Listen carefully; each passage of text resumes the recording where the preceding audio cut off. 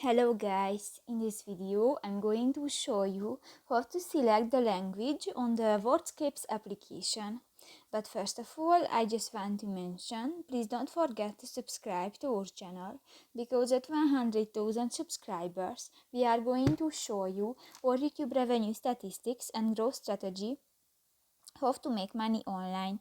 So let's jump into it. First of all, open the application on your device.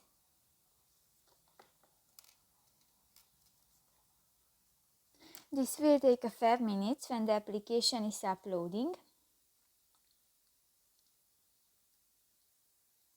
And tap to the settings icon at the lower right corner of the screen.